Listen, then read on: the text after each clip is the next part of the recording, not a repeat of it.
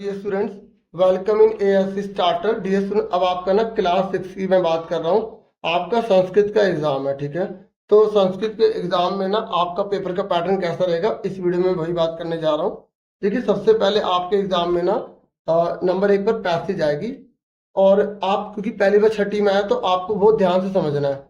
तो यहाँ पर ये जो पैसेज है ना, आप पता है कैसे करेंगे। यहाँ पर लिखा है एक पदेन। एक पदेन का मतलब होता है केवल आपको एक वर्ड में आंसर लिखना है। जैसे लिखे अस्माकम देश का, हमारे देश का नाम क्या है। तो आप ये जो वर्ड है ना, ये जो वर्ड है आप इसे ढूंढो कहाँ लिखा है। अस्माकम देशम, ये लिखा लिखा है ना। तो क्या है, भारतवर्ष। तो आप आंसर में यहाँ लिख दोगे भारतवर्ष। आपको एक पदेन बोला गया तो आपको एक वर्ड में आंसर देना है। ऐसे करना है एग्जाम में आपको, ठीक है। ये आंसर की है ना, देखो ऐसे होते हैं, ऐसे आंसर लिखने होते हैं एग्जाम में। नंबर 1 डाल के ऐसे आंसर लिखने।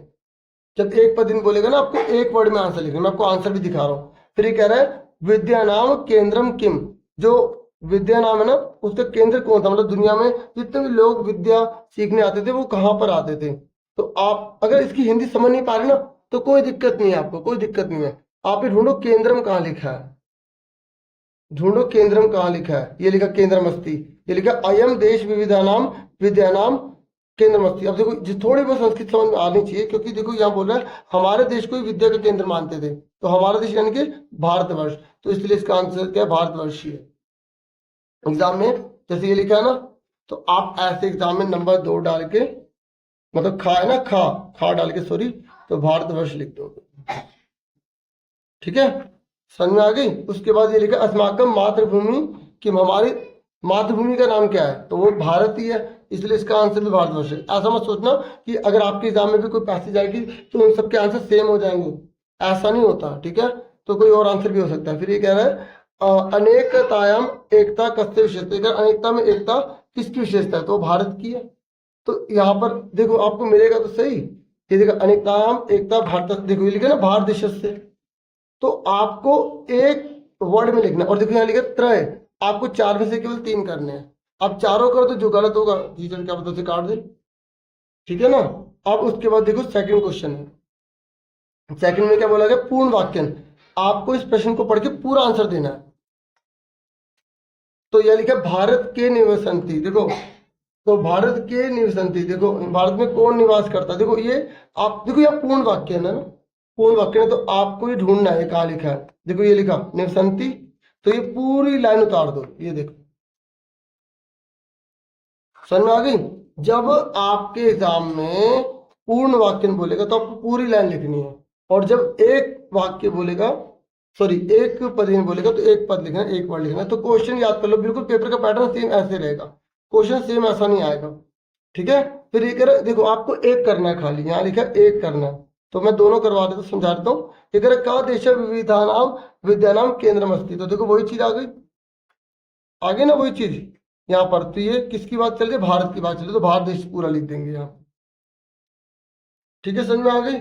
उसके बाद आगे देखो, क्लियर हो गया। देखो मैं लिख लिख के दिखा नहीं रहा हूँ, क्योंकि आपको मैंने आइडिया देने के लिए बता दिया, ऐसे आंसर आपको देख के लिखने। उसके बाद देखो फिर कह रहे हैं शुद्ध विकल्प ढूंढो। अब देखो आपको तीसरा वाला करना है, तीसरा वाला करना है। तो यहाँ पर इसने बोला है कि जना इति पदे किम वचनम। ये कह रहे हैं जो जना है ना, जना ये एक वचन है, द्विवचन है, बहुवचन है, ये त्रिवचन है। देखो आपके पास संस्कृत की बुक होगी, तो उसमें ना आपने धातु रूप करे होंगे। जैसे आपकी संस्कृत की बुक है ना, तो आपको मैं बता देता हूँ आपको कैसे पता चलेगा कि एक वचन द्विवचन वगैरह क्या होता है। ये देखो, जैसे आपको ये याद करना है, जब एक जना होगा तो देखो, एक जना होगा तो ती लगाएंगे, सी लगाएंगे या मी लगाएंगे।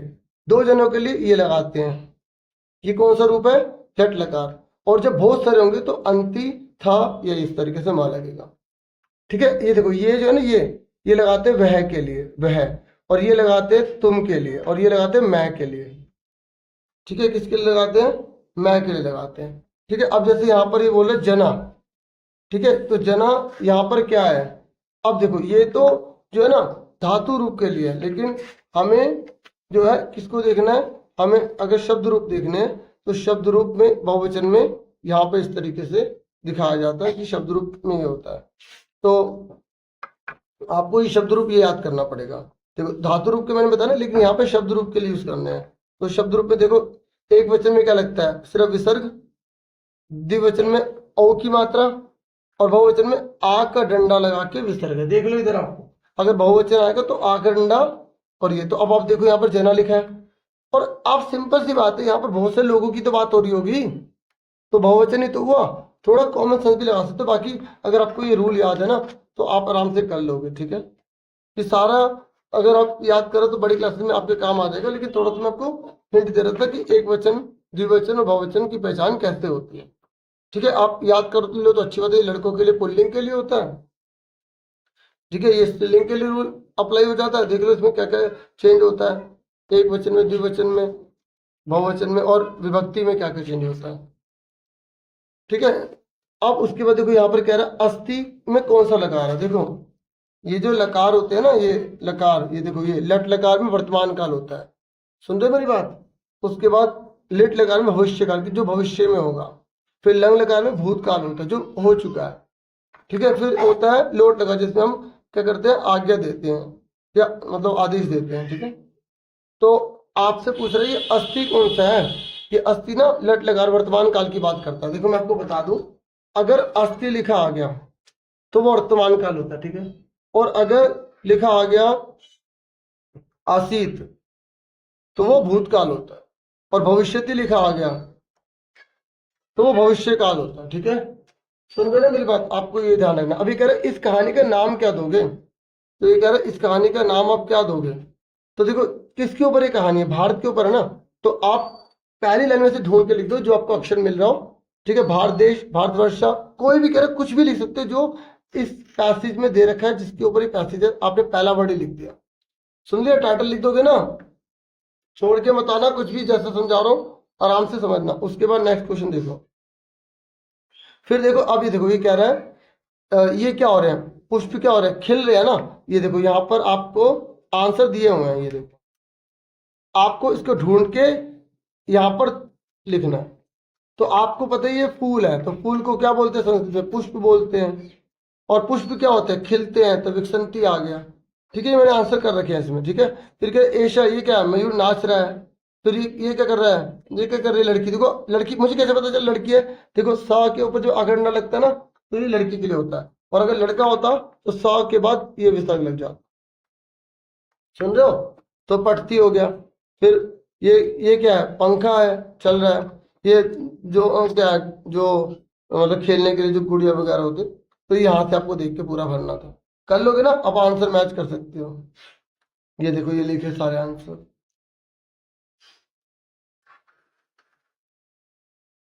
ठीक है, समझ में आगे, मैच कर लिया ना। अब आगे देखो फिर कैसे आएगा एग्जाम में। फिर आपके एग्जाम में आएगा, अगर आप ये नहीं करना चाहते, देखो ये वाला क्वेश्चन अगर आपको नहीं करना, तो आपके एग्जाम में यहाँ पर कह रहा आप ये कर सकते हो। देखो ऑप्शन है, ऊपर वाला करो या नीचे वाला करो, आपको देखो कौन सा आता है। देखो यहाँ पे मंजूषा दे रखी है, आपको हिंट दे रखी है, आपको क्या भरना है। ये कह रहा है तत् डैश अस्ति, वहां पर एक डैश है, तो क्या है, विश्राम गृह है। ठीक है, आपने बुक से पढ़े होंगे ना, तो वहां पे भी है। ये कह रहा है उंगली यकम रचती, तो देखो कौन बनाता है अंगूठी, स्वर्णकार बनाता है। और कौन चरता है, मतलब जैसे घास वास कौन खा रहा है, बकरा खाता है। और चालिका क्या करता है, गाड़ी चालक क्या करता है, चलाता है ना, हाँ या ना, तो ये आ जाएगा। फिर सा घटी का समय, घड़ी के दिखाएगी, समय को बताएगी, क्या बताएगी, घड़ी किसको बताएगी, समय को बताएगी। ठीक है, तो आपको इसमें देख के भरने थे आंसर, आप यहाँ से मैच कर सकते हो। देखो ये सारे आंसर यहाँ पे लिखे हुए हैं, तो दोनों में से आपको एक करना है, अथवा लिखा आया था ना। फिर उसके बाद नेक्स्ट देखते हैं, नेक्स्ट क्वेश्चन कौन सा है हमारा। देखो मैचिंग है, कितना आसान है। तो ये कह रहा है कोयल क्या करती है, कूदती है, कू। फूल क्या करते हैं, खिलते हैं। पक्षी क्या करते हैं, उड़ते हैं। मयूर क्या करता है, डांस करता है। शेर क्या करता है, दहाड़ता है। तो इस तरीके से आंसर आ गया, सामने सामने लिख दो आंसर, आगे सामने कैसे करना है। फिर उसके बाद नेक्स्ट है, यहाँ पर ये कह रहा है कि आपको इन दोनों में से सही शब्द चूज करके लिखना है। क्या आएगा कि ईश्वर से डैश करो, तो ईश्वर की क्या करो, प्रार्थना करो ना, तो प्रार्थनाम आएगा। फिर ये कह रहे हैं अब तो वृक्ष आएगा, वृक्षात आएगा, क्या आएगा, वृक्षात। ठीक है, जो वृक्ष के फल जो है गिरते हैं, जब अलग होती है ना कोई चीज, तो आत इस तरीके से लगाते हैं। फिर यहाँ पर क्या आएगा, यहाँ पर आएगा कन्याया। फिर उसके इन दोनों में से क्या आएगा, सा। देखो सा लड़के के लिए लगाते तो बालक हो जाएगा, ठीक है, समझ में आ गई। उसके बाद ये बहुवचन के लिए लगाएंगे जब यहाँ पर यूयम वगैरह से कुछ वर्ड लिखे होंगे, ठीक है, या जो है कुछ और लिखा होगा। अब देखो यहाँ पर आपको बताना है कि इसमें क्या है। देखो बालक क्या है यहाँ पर, पुस्तकम। देखो अब ये मैं आपको बता देता हूँ, ये वाला क्यों लगाया, ये देखो यहाँ देखो, आपको ये अच्छे से आना चाहिए। यहाँ पर जो है ना वह नाम वाला आता है प्रथम पुरुष में, नाम वाला। तो यहाँ पर इसमें बोले बालक, बालक नाम मतलब जो है ना थर्ड पर्सन है, थर्ड पर्सन। तो प्रथम, तो ये एक जना है, तो एक जने के लिए क्या लगेगा, ती। तो यहाँ पर पढ़ती वाला आ जाएगा। यहाँ पे सा लिखा है, तो सा भी किस में आता है, इसी में आता है, प्रथम में। तो यहाँ पर क्या लग जाएगा, ती। तो ती वाला कौन सा है, यहाँ पे पश्यति। यहाँ पे वने आ गया, तो वने भी इसी में आता है प्रथम पुरुष में, तो क्या आएगा, ती नित्यति, ठीक है, ठीक है। और वैसे मयूर के लिए बोला गया था ये, तो मयूर भी कौन है, इसी में आएगा प्रथम पुरुष में, तो ती वाला आएगा, ठीक है। फिर बालिका, ग्रहम, ग्रहम भी क्या है, इसी में। जो प्रथम पुरुष में होते हैं ना उसमें ती, अगर दो जने तो ता, और बहुत सारे तो अंति लगाते। चेक कर लेते ऊपर कोई बोला तो नहीं कि प्रथम वाले भरो, नहीं, इसने बोला नहीं था कुछ भी, हमें खुद पता लगाना था। मान लो अगर यहाँ पर लिखा आता अहम, अहम, तो अगर एक जना होता तो मी लगाता, दो जने होते तो वाला लगाता, और बहुत सारे होते तो वहां लगाता। अगर होता तुम, तुम होता क्या होता, तुम लिखा होता ना, तुम एक जना होता तो मैं सी लगाता, दो जना तो था लगाता, दो से ज्यादा होते तो था लगाता। और इस पे विसर्ग है, इसमें विसर्ग नहीं है। इन दो बिंदु को विसर्ग बोलते हैं। फिर यहाँ पर आपको अव्यय भरना है। देखो जब हम और लगाते ना, जैसे हिंदी में लगाते हैं राम लक्ष्मण और मोहन, है ना, लेकिन संस्कृत में क्या होता है, जब सार्वजनिक के नाम हो जाता है तो चा लास्ट में लगता है, तो राम श्याम और चा यहाँ लगेगा। फिर जहाँ क्वेश्चन वाला होता है ना, वो क्वेश्चन मार्क लगता है। तो आपको पता होना चाहिए कि क्वेश्चन वाले कौन से होते हैं संस्कृत में। कदा होता है, कस्मीन होता है, ठीक है, कस्से होता है, का होता है, जो का वाले शब्द होते हैं आपको पता होना चाहिए। तो यहाँ पर मम गृह अस्थि, तो यह मेरा घर है, तो यहाँ अत्र लगेगा। यहाँ अस्थि है, क्वेश्चन मार्क लगा तो कदा वाला आ जाएगा। ईश्वर हर जगह होता है, हिंसा कभी नहीं करो। उसके बाद देखो फिर यहाँ पे आपको गिनती लिखनी पड़ेगी, ठीक है, गिनती लिखनी पड़ेगी आपको आंसर में। तो आपको अच्छे से याद होनी चाहिए गिनती। और देखो आपको पता होना चाहिए जो स्त्रीलिंग है उसके लिए गिनती का अलग इस्तेमाल होता है, पुल्लिंग के लिए अलग, और नपुंसक के लिए अलग होता है। 5 तक गिनती अलग होती है, 1 2 3 4 5, 5 तक अलग गिनती होती है, ठीक है। तो आप यहाँ तक के सारे आंसर देख लो, ये आंसर है सारे, ठीक है। उसके बाद यहाँ पर फिर से मैचिंग आ गई। आपको हिंदी और संस्कृत को बताना है कि उसका क्या अर्थ है। कुत्र मतलब होता है, ठीक है, कहाँ, ठीक है। मधुरानी मतलब क्या होता है, मीठे। और नूतनानी मतलब क्या होता है, नया। पुरानी मतलब पुराना। और रेल तो पता लग ही जाएगा आपको, रेल की बात चल रही, स्टेशन की बात चल रही है, ये आंसर हो गया, ठीक है। फिर उसके बाद आपकी बुक में से आएगा, ये आपने बुक में से चैप्टर पढ़े हैं ना, तो ये एक पद मतलब एक वर्ड में लिखना है। अब मैं फिर सा का आंसर क्या है, सोची का आंसर लिख दिया। किम सोची का खेलती, क्या सोची खेलता है, बताओ, वो तो कपड़े सिलता है ना, बोलोगे ना। जब एक पद है तो एक वर्ड में लिखना है, पूर्ण वाक्य में तो पूरी पूरी लाइन लिखनी है, ठीक है। आप आंसर देख सकते हो। और देखो यहाँ पर बोला गया एक करना है, यहाँ पर बोला गया एक करना है, दो दो दे रखे हो तो एक करना होता है। ये कह रहे शुद्ध बताओ सोची की विभक्ति कौन सी है। देखो आपको विभक्ति के लिए अच्छे से पता होना चाहिए कि कौन सी विभक्ति है। आपको ये लास्ट के अक्षर से पता लगाना पड़ेगा कि वो कौन सी विभक्ति है। पहले देखना पड़ेगा कि वो पुल्लिंग है, ठीक है, या स्त्रीलिंग है, ठीक है, ठीक है, ये नपुंसक लिंग है। तो उसके सहायता से आप पता लगाओगे कि उसकी विभक्ति कौन सी होती है। तो संस्कृत को भी हल्के मतलब अगर आप अच्छा स्कोर करना चाहते हो तो आपको अच्छे से पता होना चाहिए। आप यहाँ पे सारे आंसर देख सकते हो।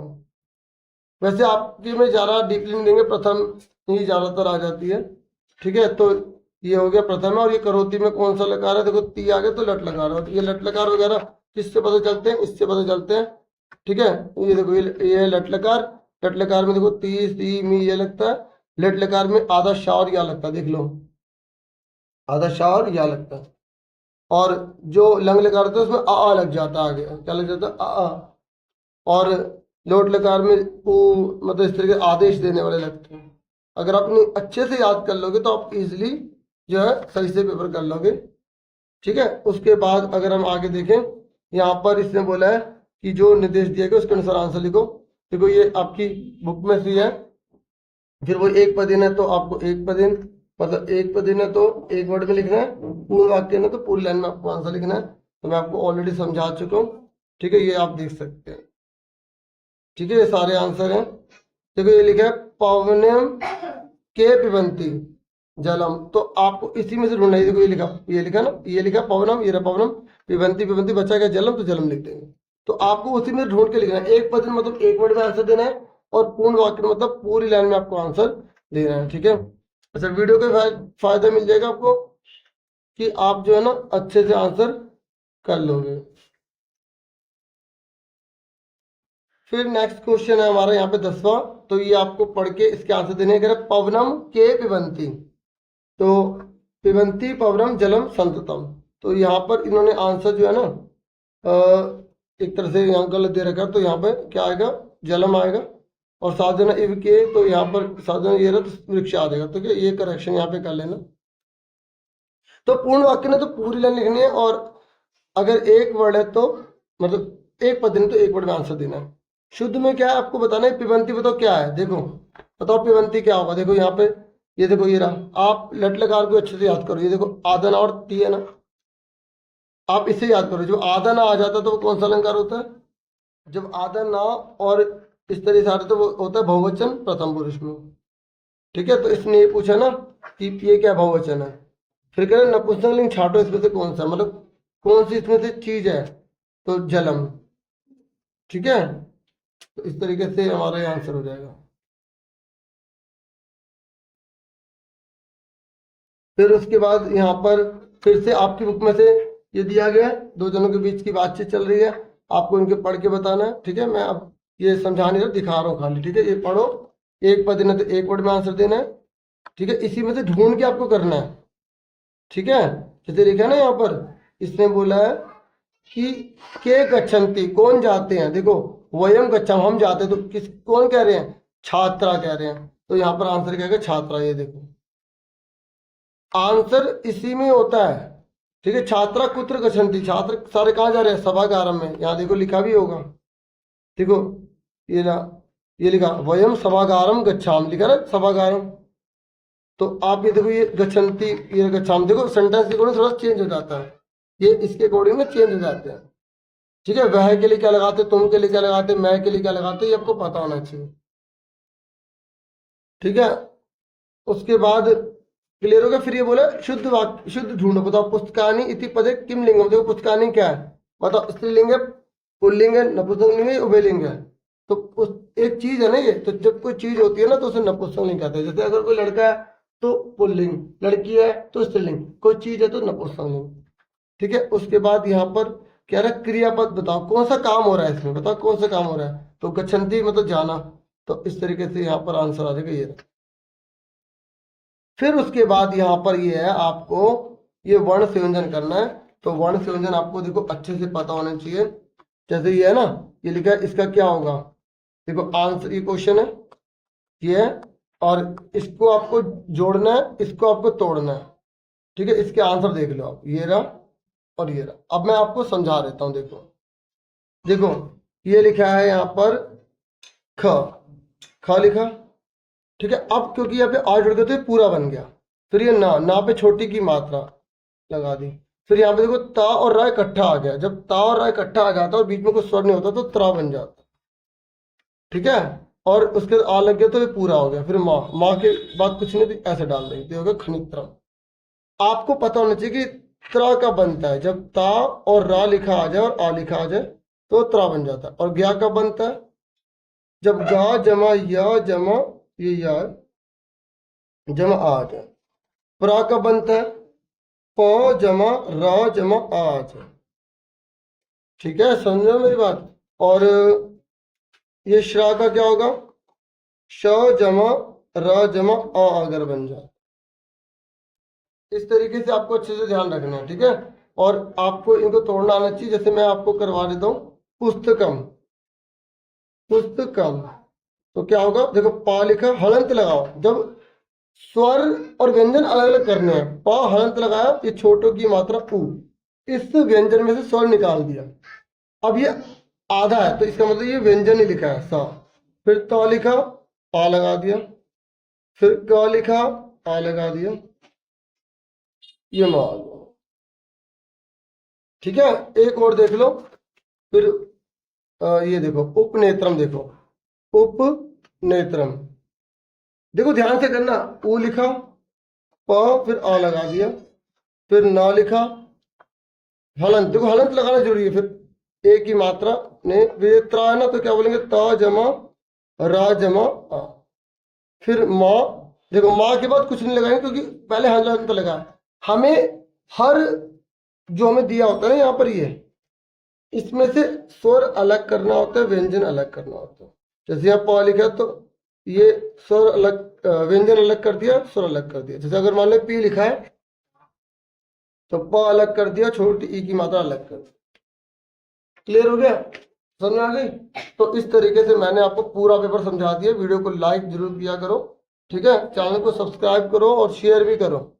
ठीक है, ये आंसर आप देख लो सारे जो मैंने यहाँ पर, वैसे तो यहाँ पर भी सारे कर रखे थे, ये आप देख सकते हैं।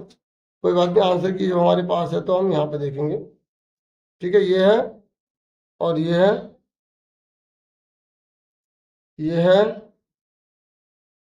और ये है। Thank you for watching and listening carefully. Take care student. Video को लाइक, चैनल को सब्सक्राइब कर देना।